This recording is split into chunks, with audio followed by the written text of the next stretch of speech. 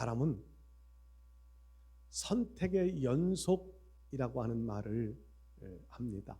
인생의 삶은 선택의 연속이다. 매일매일 순간순간 선택을 해야 되는 것이 사람의 삶입니다. 신명기 말씀이나 에레미야 말씀에 보면 너희가 살 길을 선택해라. 하나님이 우리 앞에 생명의 길, 복된 길, 아니면 사망의 길, 저주의 길을 우리 앞에 놓았다는 거지요. 그리고 너희가 선택해라. 이스라엘 백성들에게는 광야 생활을 마감하면서 모세가 이제 모세는 하나님 앞에 가야 되고 백성들은 가나안 땅을 들어가야 되는데 그 백성들을 향하여서 선포하는 말씀 중에 반복해 하는 말씀이에요. 너희 앞에 살 길과 죽음의 길 두 길이 있다. 너희가 선택해라. 에레미야 선지자도요, 시대 그 당시의 상황에서 바벨론의 공격, 포로로 잡혀갈 상황을 염두에 두면서 그렇게 말씀해요. 너희가 살 길과 죽을 길 선택해라. 일반적인 우리의 생각으로는요, 에레미야가 하시는 말씀은 나라를 지키는 것이 살 길이라고 생각할 수 있습니다. 그런데 하나님의 뜻은요, 바벨론에 항복하고 포로로 끌려가는 것이 살 길이라고 말씀합니다. 이유는 그거지요. 바벨론에 끌려가는 것이 종착점이 아니라 하나님의 계획을 이루어가는 한 과정일 뿐이기 때문입니다. 그 과정을 지나고 나면 다시 돌아오게 하고 다시 나라를 세우고 성전을 세우고 그렇게 하나님은 회복할 때를 바라보면서 살 길 죽을 길, 너희가 이 땅에서 살려고 하면 잘못될 것이다. 그런데 항복하고 끌려가면 하나님이 살 길로 인도해 가신다. 우리의 생각과 하나님의 생각은 다르기 때문에 그렇게 말씀하는 거지요. 우리도 늘 그런 선택의 기로 앞에 섭니다. 하나님이 기뻐하시는 일을 행하며 살아갈 것이냐, 내가 원하는 방식의 삶을 살아갈 것이냐, 이 선택이요, 우리 마음속에는 늘 그런 갈등을 합니다. 하나님이 기뻐하시는 길을 선택할 것이냐, 내가 원하는 길로 선택해서 갈 것이냐. 하나님이 원하시는 길로 가면, 하나님이 말씀하신 대로라면 살 길이고 생명의 길이고 복이 될 길이지만, 내가 원하는 대로 가는 길은요, 사망의 길이고 심판의 길이 되어질 수밖에는 없습니다. 우리는 마음속으로는 압니다. 머리로는 알아요. 하나님이 원하시는 길을 선택하고 그 길을 가는 것이 우리의 인생에 가장 잘 될 수 있는 길이다. 머리로, 생각으로는 압니다. 그런데 행동으로는 그것을 따라가지 못합니다. 그 이유를 이사야 선지자는요, 저들이 입술로는 나를 공경하나 마음은 내게서 멀도다. 예수님 말씀하시기도 하고요. 또 에스겔 선지자는 이렇게 말씀해요.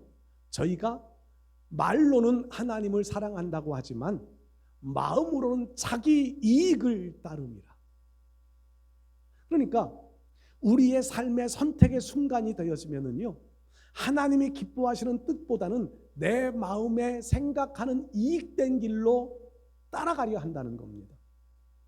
사탄이 그렇게 우리의 마음을 이끌어가고요, 사탄이 그렇게 환경을 조성해 갑니다. 그래서 우리로 하나님이 원하시는 길보다는 내가 원하는 길로 이끌어가게 하려고 자꾸 환경을 그렇게 만듭니다. 성경 말씀 보면 아담 하와가요, 머리로는 선악과를 따먹으면 정령 죽으리라. 머리로는 압니다. 근데 사탄이 마음속에 유혹의 마음을 가져다 주고요, 눈을 어둡게 귀를 어둡게 만들어 버립니다. 그러니까 하나님의 말씀이 기억나지 않고 들려지지 않게 만들어요. 그리고는 보암직도 하고 탐스럽기도 하고 지혜롭게 할 만큼 탐스럽기도 하고 먹음직도 하고, 그러니까 선악과를 따먹어요. 자기의 원하는 이익된 길로 가는 거지요. 결과는 어떻게 됐나요?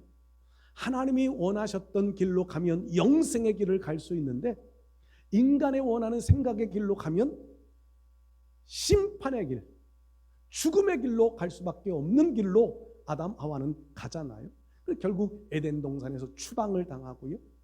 결국은 온 인류로 범죄자의 길을 가게 만들어 놓은 길이 선악과의 사건이었습니다. 하나님이 원하시는 길로 가느냐, 내가 원하는 길로 가느냐. 또 한 사람을 예로 들어보면 아간이요. 여호수아에서에 나오는 아간이라는 사람이 있잖아요. 여호수아가 지도자가 되어져서 여리고성을 정복할 때 주어진 하나님의 명령은 분명합니다. 여리고성은 첫 번째 성이었어요. 가나안을 정복하는 첫 번째 성이었어요. 그래서 하나님은요, 첫 것은 내 것이라 하신 말씀을 이루게 하시려고 여리고성에서 얻어지는 모든 것은 하나님께 드리게 되어져 있었습니다. 살아있는 것, 사람이든지 짐승이든지 살아있는 것은 다 죽이고요. 불에 태울 수 있는 것은 다 불태워버리고, 집이든지 다 태워버리고요. 타지 않는 것, 금이나 은이나 이런 것들은 불로 지나가게 해서 성전에 드리게 되어 있었습니다. 그렇게 명령하십니다. 근데 아간이는요, 제가 그렇게 말씀을 읽을 때는 간땡이 분 아대간, 그래서 안 잊어버리려고 그렇게 읽었던 적도 있는데, 간땡이 부은 아간이가요, 어느 한 천막에 들어갔더니 금덩어리도 있고 은덩어리도 있고 보기 좋은 옷도 있고, 마음으로는 알아요. 하나님의 명령하신 것을 들었으니까 머리로는 알아요. 근데 사탄이 마음속에 욕심의 마음을 집어넣어요. 아무도 보지 않아요. 아무도 없어요. 그러니까 땅 속에 그것을 묻어 놓습니다. 아마 그 장막은 불로 태웠겠지요. 그리고는 아무 일 없는 듯이 지냅니다. 근데 사람은 보지 않았는데 하나님이 보셨습니다. 하나님이 보셨습니다. 그 아간 한 사람 때문에요, 이스라엘은 그 다음 성 아이성 전쟁에서 패배를 당하고 많은 사람이 죽습니다. 여호수아가 왜 아이성에서, 여리고성에 비하면 조그마한 성인데 왜 아이성에서 실패를 하고 전쟁에 패배를 하게 됐는지 원인을 하나님께 물어요. 금식을 하면서 물어요. 그러니 하나님이 말씀하시는 것이지, 내 것을 취한 자가 있다는 겁니다. 제비뽑기, 여러분 잘 아시나요? 제비뽑기를 했는데 12지파 가운데 한 지파, 한 지파 가운데 한 가족 가운데 아간. 하나님은요, 빈틈없이 제비를 뽑아내세요. 그리고 아간이 결국은 자기의 죄를 밝힐 수밖에는 없는 상황을 만드십니다. 그래서 성경 말씀 보면 상황에 맞지 않는 단어가 아간이 하나님께 영광을 돌려 이르되, 그럼 자기 죄를 자복을 해요. 그게 왜 아간의 입장에서 그게 하나님께 영광이 될까요? 자기를 보고 계신, 알고 계신 하나님이시라고 하는 것을 고백하는 내용입니다. 그래서 아간이요, 머리로 들은 명령으로는 하나님의 뜻을 행해야 되는데 마음속에서는 자기 이익을 따라 그거 감춰놓고 그거 가지면 자기에게 삶에 도움이 될 것 같으니까 훔쳤다가 결국 아골골짜기, 자기와 가족과 그리고 그 훔친 물건까지 가지고 가서 골짜기에 가서 백성들이 돌을 던져 그 가족을 죽이고, 그 골짜기를 아골골짜기라고 불렀다고 성경은 말씀하잖아요. 여러분, 오늘 우리의 삶들 속에서 이럴 때가 얼마나 많이 있는지 모릅니다. 머리로는 하나님의 말씀을 따라야 한다고 생각해요. 근데 삶의 현실, 환경 이런 것들을 봐보면 사탄이 내 마음속에 속삭이기를 네 마음에 네 유익을 따라 살아. 이러다가 우리의 삶 송두리째 흔들려 버리고 어려움 속으로 빠져들어가는 경우가 한두 번이 아니지요. 여러분, 제가 이런 말씀을 지금 드리는 이유는요, 이런 거예요. 우리가 신앙생활을 하면 내가 생각하고 결심하고 다짐하는 대로 신앙생활이 이루어지나요? 안 된다는 겁니다. 아담이 안 그랬을까요? 아간은 안 그랬을까요? 사울은 안 그랬을까요? 모두가 다 한결같이 하나님 뜻대로 살겠다고 다짐도 했을 것이고 결단도 했을 것이고요. 하나님은 그 마음을 보시고 그들을 사용하기로 계획도 하시지요. 그런데 문제가 한 가지는요, 하나님의 영의 인도를 받지 못했다는 겁니다. 하나님의 영, 성령의 도움을 받지 못한 채로 내 결심, 내 다짐만 가지고 삶을 살려 하다 보면 사탄의 유혹을 이겨낼 수 없습니다. 환경의 어려움을 극복해 갈 수가 없습니다. 그러니까 눈에 띄는 내 이익, 당장의 내 편리함을 추구할 수밖에 없는 것이 인간인 거예요.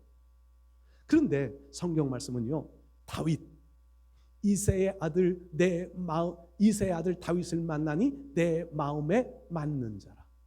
그 다윗을 소개하는 말씀, 조금 사무엘 선지자가 다윗을 만나 다윗에게 기름 붓는 장면들을 아시잖아요. 사무엘 선지자를 보내어서 그 형들 처음 눈에 딱 보니까 저 사람이 왕이 될 만한 사람이다. 사무엘이 생각하는데 하나님은 아니라는 거지요. 하나님은 아니야. 형들 6명을 다 사무엘 앞을 지나가게 했지만 하나님이 기름 부을 사람이 없어요. 또 아들은 또 있느냐? 들에서 양을 치고 있는 막내 아들이 있습니다. 데리고 와라. 오기까지는 내가 밥 식사를 하지 않겠다. 데리고 왔어요. 그런데 그의 마음, 사무엘의 마음에 합당한 마음이 들고 하나님이 그에게 기름 부으라 말씀합니다.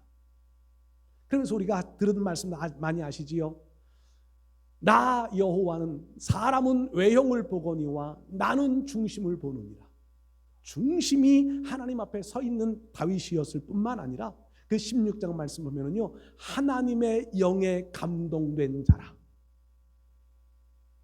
하나님의 영에 감동된 사람이라는 겁니다. 여러분, 그러니까 다윗이 평생에 죄도 실수도 하고요, 죄도 져요.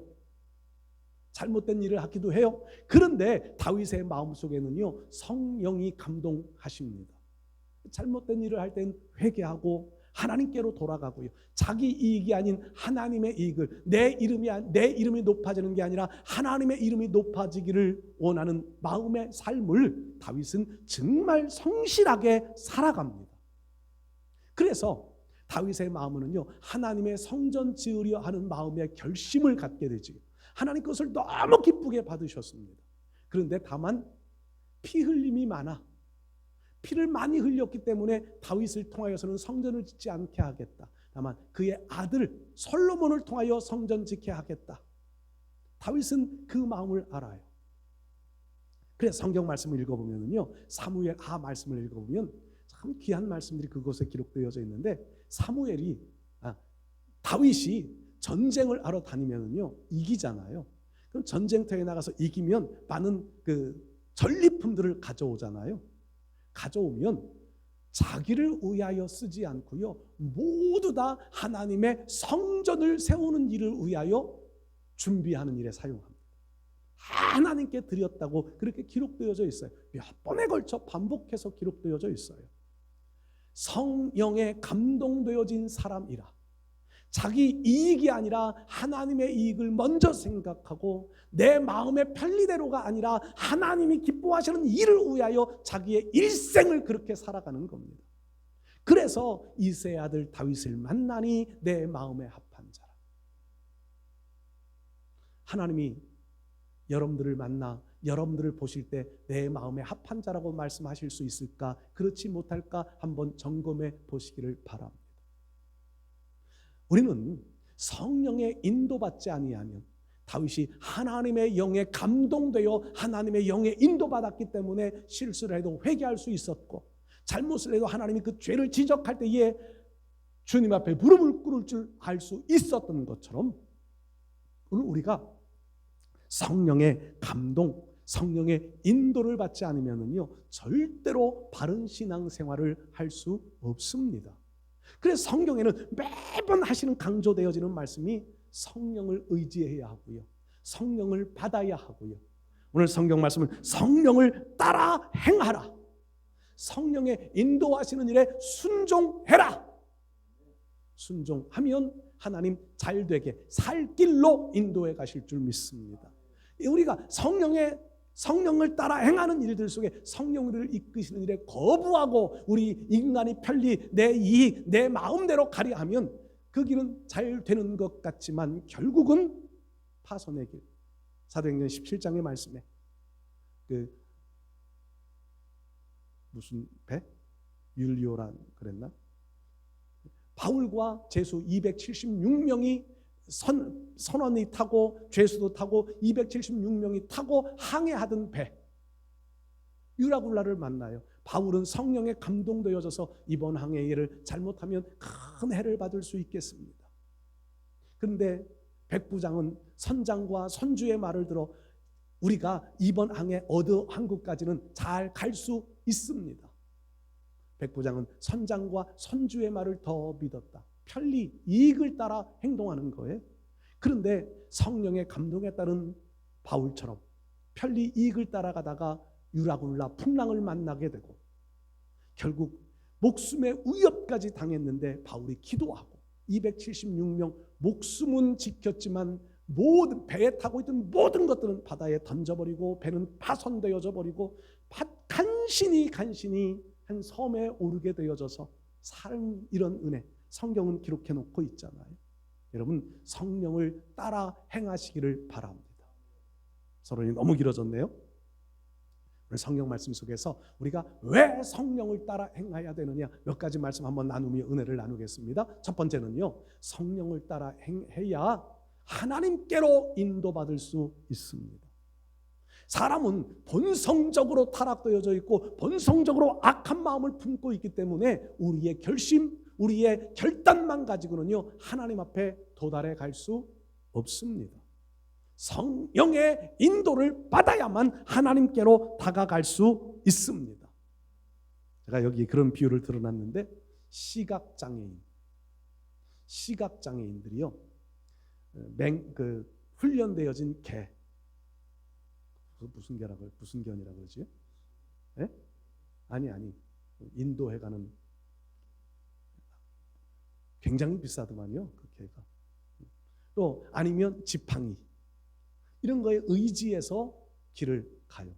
이제 뭐 선진국일수록 그런 장애인이라고 하나 뭐라고 그러더라? 지체 부자유자라 그러던가? 특히 이 시각 장애인들을 위해서는 막 거리에 점 이렇게 막 우툴투툴 노란색 뭐 이런 거 해놓고 점자 엘리베이터에 점자 다 해놓고 막 그랬잖아요. 그런 인도를 받아야 갈 수 있어요. 그런 게 하나도 없다면 이 시각장애인은요 절대로 바르게 앞길을 가지 못합니다. 뭔가 도움이 있어야 되는데 우리가 바로 그렇다는 거지요. 우리의 인간의 한계를 가지고는 절대로 하나님 앞에 나아가지 못합니다. 사형리 공부하신 분들은 다 아시지 않아요? 사형리 인간의 도덕으로도 윤리로도 지식으로도 공로로도 절대로 하나님 앞에 나갈 수 없다. 오직 예수 그리스도를 통해서만 나갈 수 있다. 그 예수 그리스도를 통해서 갈 수 있는 길로 인도하시는 분이 누구냐? 성령이에요. 성령이 우리를 인도해 주시지 아니하면 절대로 하나님 앞에 한 걸음도 나아갈 수 없습니다. 여러분 성령을 따라 행하는 삶을 살아가십시오. 오늘 성경 말씀의 16절 뒷부분에 보면 그렇잖아요. 성령을 따라 행하면 육체의 욕심을 이루지 아니하리라. 육체의 욕심은 지옥이에요. 파멸입니다. 파선이에요. 그러나 성령의 인도하심을 받으면 육체의 욕심이 아닌 하나님의 생명의 길로 이끌려갈 수 있기 때문에 성령을 따라 행하라고 말씀합니다. 로마서 8장 말씀에는 이렇게 기록되어져 있어요. 하나님의 영이 없으면 하나님의 사람이 하나님의 자녀가 아니라 성령이 아니면 요한복음에는요 성령이 아니면 요한복음 3장 말씀에 하나님 나라를 볼 수도 없고 들어갈 수도 없다고 말씀합니다. 성령을 따라 행해야 하나님 나라를 볼 수도 있고 마지막엔 하나님 나라에 들어갈 수도 있다는 거지요. 그러니까 성령을 따라 행하지 아니하면 절대로 하나님 나라에 들어갈 수 없습니다. 성령 따라 행하면 하나님께로 갈 수 있는 이유가 뭘까요? 성령은요 성령 강림 주일날마다 들을 수 있는 말씀인데, 성령이 우리의 마음속에 오시면 제일 먼저 나타나는 현상이 있는데 뭐냐면 회개하는 일이 생겨집니다. 회개. 저의 신앙 경험으로도 그래요. 성령이요, 저는 고등학교 때 처음 성령 체험을 하는데 성령이 임하시니까는요, 그날 밤 밤새도록 회개가 되는 거예요. 밤새도록 회개를 했어요. 회개의 내용이 뭐냐면 도덕적 윤리적 회개가 아니에요. 남의 거 훔쳤습니다, 거짓말을 했습니다, 누구 부모님을 속상하게 했어, 이런 회개는 그날 밤은 한 번도 안 해봤어요. 그날 밤에 밤새도록 한 회개가 뭐냐면 내가 하나님을 하나님으로 믿지 못했습니다. 하나님을 하나님으로 신뢰하지 못했습니다. 그런 회개가 밤새 되는 거예요. 밤새 그 회개를 하는 거지. 성령이 오시면 제일 먼저 회개하는 일이 생겨집니다.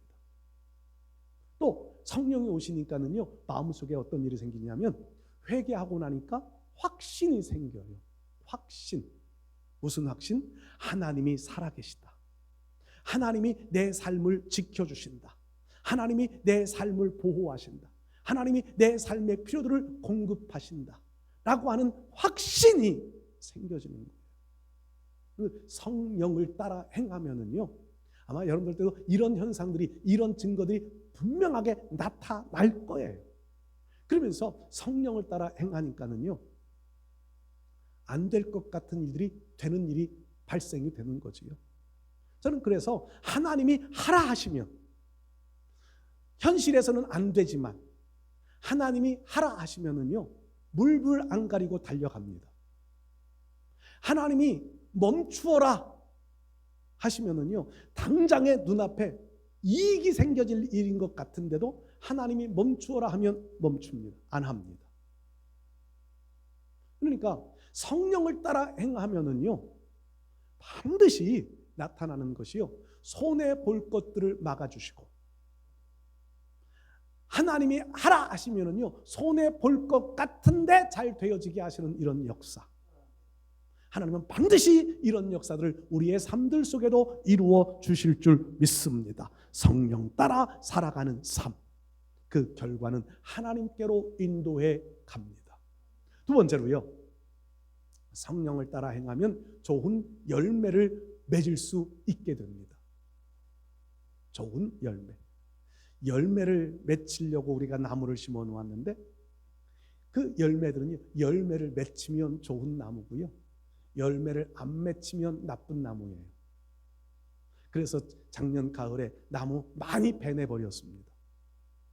원하지 않는 열매, 마음에 맞지 않는 열매들을 맺히는 나무 거의 다 벼버렸습니다. 그리고 올해는 남은 나무들을 통해서 또 좋은 열매를 기대합니다. 좋은 열매를 맺히면 우리는 좋은 나무인 거예요. 예수님이 그렇게 말씀하시잖아요. 열매를 보아 나무를 알지니라.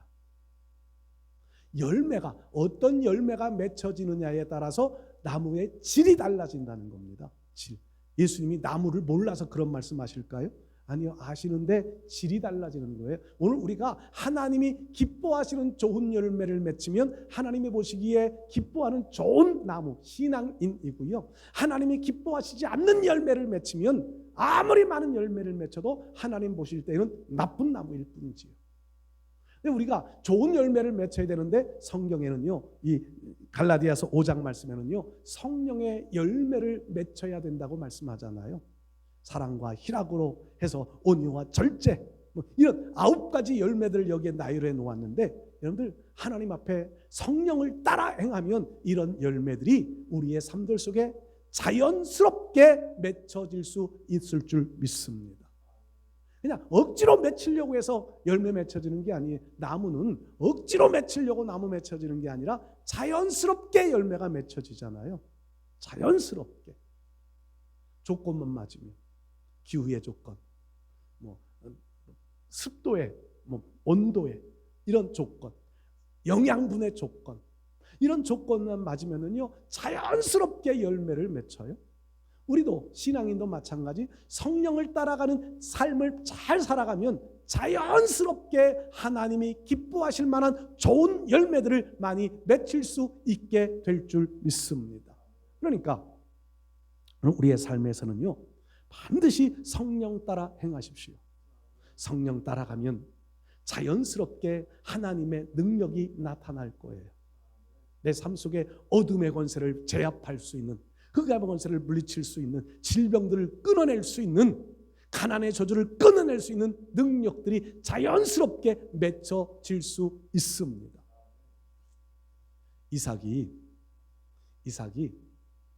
야곱에게, 차남이잖아요, 차남에게 장자권의 복을 빌어줘요. 장자권. 이삭이 원해서가 아니라 하나님이 원하셔서 그렇게 되잖아요. 형 에서가 있지만 에서 사냥하러 나간 사이에, 저는 이거 하나님이 하신 일이라고 분명히 믿어요. 야곱을 변장시켜서 음식을 만들어서 이삭에게 데리고 갔더니 이삭이 알아보지를 못하지요. 하나님의 뜻을 거역할까 봐 하나님은요, 이삭 자체를 그냥 눈도 보지 못하게 하고 감각도 갖추지 못하게 만들어서 야곱에게 복을 빌어주는데, 그 복이 이런 복이 있잖아요. 하늘의 이슬과 땅의 기름짐이며 포도주의 풍성함. 사람들이 너에게 복을 빌어주면 그들도 복을 받고, 저주하면 그들도 저주를 받고. 저는 이것을 세 가지로 봐요. 영권, 인권, 물권. 하늘의 이슬은 영권이고요, 땅의 기름진 포도주의 풍성함은 물권이고요, 사람들이, 좋은 사람들 만나게 하는 것은 인권이에요. 장자, 하나님의 장자, 반드시 가져야 될 것이 영권, 인권, 물권이에요. 야곱이 잘해서 그런 열매가 맺혀진 게 아니라 성령께서 쓰시려고 성령의 인도를 받아서 그런 역사들이 나타납니다. 야곱의 생에 이런 역사 나타나잖아요. 여러분, 반드시 성령을 따라 행하면 우리에게도 이런 증거, 이런 역사들이 반드시 나타나게 될 줄로 믿습니다. 세 번째로요, 성령을 따라 행하면 삶의 참된 평안을 얻게 됩니다. 우리의 마음속에서 평안이 사라지는 순간 불행이에요. 하나님은 우리에게 평안함을 약속하셨지 불행이라고 하는 것을 갖기를 원하시지 않습니다. 성경에 많은 곳에서 평안이 있을지어다. 심지가 견고한 자는 평강으로 지키시리라. 이사야서에 말씀하지요. 예수님께서 하시는 말씀, 평강이 있을지어. 부활하신 예수님이 불안에 떨고 있는 제자들에게 찾아오셔서 인사처럼 하시던 말씀이 너희에게 평안이 있을지어다. 이 평안이 그냥 생겨지는 게 아니에요. 오순절 마가다락방에 성령이 임재하시니까 두려워 숨어 지내던 제자들이요, 이 평안함을 갖게 되어지고 담대함을 갖게 되어지는, 평안함이 없으면 담대함도 생겨지지 않습니다. 평안함이 오지 않으면요, 절대로 담대함 갖지 못합니다. 평안함이 먼저 있어야 담대함도 찾아와요. 예수님은 이렇게 말씀하시잖아요. 너희에게 평안을 주노니 이 평안은 세상이 주는 것과 다르다. 세상이 주는 것이라는 말은요, 세상 것은 조건들이 갖추어졌을 때, 돈이 좀 채워졌고, 건강도 있고, 명예도 있고, 지식도 좀 갖추어져 있고, 어떤 조건들이 갖추어져 있을 때 평안한데, 조건들이 다 사라지고 나면 평안함이 남을까요? 평안함도 떠나가 버려요. 돈에 그걸 참 많이 민감합니다. 돈이 좀 있으면은요, 지갑 속에 돈이 있으면 괜히 든든한데, 지갑 속에 돈 떨어지면 매사가 불안이지요. 여러분들도 많이 느끼실 거예요. 근데 주님이 하시는 말씀은요, 이런 세상 것이 주는 것과 다른 평안, 조건을 초월할 수 있는 평안함을 우리에게 주시겠다는 겁니다. 이 평안은 성령을 따라 행할 때 얻어질 수 있는 거예요. 성령을 따라 행할 때. 그러니까 성령을 따라 행하지 아니하면 세상적인 조건은 우리가 가지고 그 평안을 가질 수는 있겠지만, 떠나가 보면 또 불안, 염려, 근심, 걱정, 이런 것들보다 주님의 은혜로 성령의 인도를 받아 만사가 평안한 삶을 살아가실 수 있기를 주의 이름으로 축복합니다. 마라톤 선수, 운동 선수들이요. 아까도 제가 인터넷을 보는데 그런 내용이 있더라고요. 초보 달리기 하는 사람. 초보. 그러니까 달리기, 요즘 달리기 열풍들이 많이 불었잖아요. 거기에 그런 내용인데, 초보가 달리기를 시작하면, 예를 들어서 잘 달리는 사람하고 나하고 달리기를 시작해요. 달리기를 전혀 못하는 사람하고 달리기를 해요. 처음에는요 잘 따라갑니다. 잘 따라가요. 그런데 어느 정도 지나가고 나면 아무리 따라가고 싶어도 못 따라갑니다. 왜? 체력이 떨어지거든요. 체력이 떨어져요. 내 인간의 한계가 부딪히는 거지요. 그러니까 그런 사람들은요 처음부터 잘하는 사람하고 달리면 중도 포기하고 다시는 안 달리는 사람이 된대요. 제가 그래서 그랬던 것 같아요. 달리기 하는 걸 참 싫어합니다. 마라톤 하는 사람들이요 49.125km를 달려야 되는데 처음에 그냥 내가 힘 있는 대로 다 달려가면 중도에 100% 포기합니다. 100% 중도에 꼬린 지점에 못 가는 거지. 그런데 여러 번 달려본 사람들은요 처음부터 빠르게 안 가요. 속도에 맞추어, 내 체력에 맞추어 내가 갈 수 있는 만큼 뛰어서 힘 조절을 하게 되지요. 힘 조절. 그럼 마지막까지 유지할 수 있도록 힘 조절을 잘함. 이게 프로들이지요.